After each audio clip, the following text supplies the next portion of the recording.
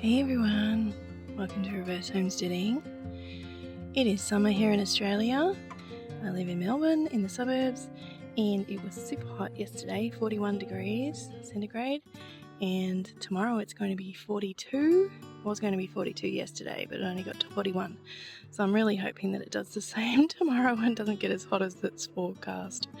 But anyway, today is 34, only 34. So we will be doing a bit of a hybrid thing here. I've just taken the covers off where the sun comes from, so the sun can get in now and they can photosynthesize a little bit, because as I said at the end of my last video, they really do need sunlight. Even though it's going to be a little bit warm today, 34 is not cold, but it's not 42. So tomorrow the covers will be back on and we will go with what we can do today. So when I said suki lala yesterday, I realised it's probably an Australian expression and maybe a British expression, I'm not really sure, let me know. But basically means just pampered and cosseted and used to easy things or things that are luxurious. So having the covers on in summer is probably a bit luxurious. But if I had tomatoes out in the open, I would cover them, as I do actually. They're under the cabbage net, so I have 4 Thai pink egg tomatoes under there and they are loving it. They're a little bit shaded and they're just doing really well. In the tropics, in the hottest part of the year, I used to shade my tomatoes that really mattered. My little cherry tomatoes I'd sort of let go. Even the little cherry tomatoes used to get little patches of sun scald on them. It can lead to rot and it's not great. So you basically just have to pick them straight away once that happens. And they didn't taste very good. So yes, if it's the hottest part of the year, shade your tomatoes, they will love you for it. Just a little bit, not a lot of shade. Even a net is good enough. My netted fruit trees here, that's all I did for them, and they were just fine. So all of my fruit trees along the fence are kind of half covered unless they already had a net on, like the apricot and the nectarine. Even the little ones, I've taken half the cover off. And I will cover this blackcurrant for tomorrow because that's more in the sun than this one. This one was just fine on the really hot day on 41, and this one got a little crispy around the edges. If you saw that video yesterday, I mean it's fine, but it's not great for this to happen to your plant. So I'll protect it with a cover tomorrow. I just thought the shade might have extended this far for most of the day, and that one was just fine. And the shade's still kind of patchy, as that tomato down there is my worst tomato for damage. And here's my little olive tree, which would have provided a bit more shade, but because we've cut it back to its main shape, it didn't provide any shade. The fence does sort of shade a little bit, but it's not enough. That's okay. Little seedlings are still doing okay. Of course these are chilies, so they're pretty good in the heat, but they are pretty small. Some of them are a bit wee, but they're still happy, so that's good. The pumpkins or squash, I'm sure they've grown since yesterday.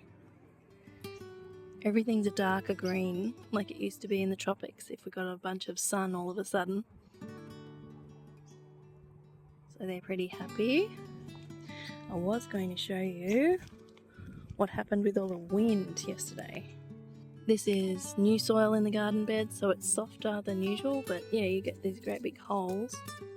What is that for? Oh, that's these ones. Little snack peppers. Whoops, get in there. Alright, there's one over here that's even worse. And it's in all new fresh soil. And there you go, huge hole. So that's not going to do very well tomorrow if we get wind as well as hot weather. So I'm just going to fill that hole in. Oh, that mulch is a little spiky here and there. And the plus of having lots of sticks in our mulch is you get lots of things like this. So that's when the chipper sort of spat a big piece through. What I've been doing for quite a while actually is filling in the hole jamming in some bigger sticks, and that really steadies it. And what I usually do is water that in a little bit too, so that the water holds it and dries out a little bit. The sweet potatoes are loving the hot weather.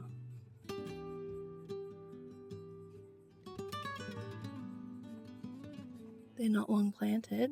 They were planted on Boxing Day, I believe, a couple of weeks ago. And our honeydew melons are still fine. I was a bit worried about them, but they'll be okay. Corn is pretty happy. My goodness, look at this one. It's huge. So that's good. Seems we've only had it germinate sort of in that part of the bed, but that's alright. We can fill in with other things. The real frangipanis, not the Australian ones, are a little bit grumpy just on their new leaves.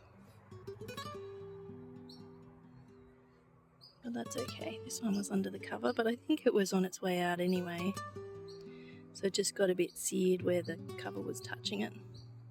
So just take that off. It's like nothing ever happened. And there's something hiding in here.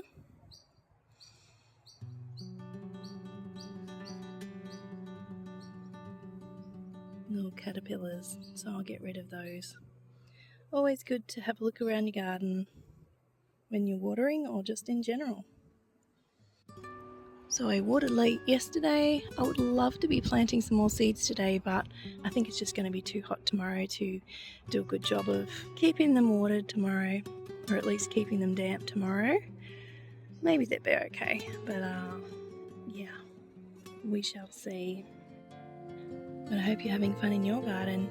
Thanks for watching. I'll see you next time.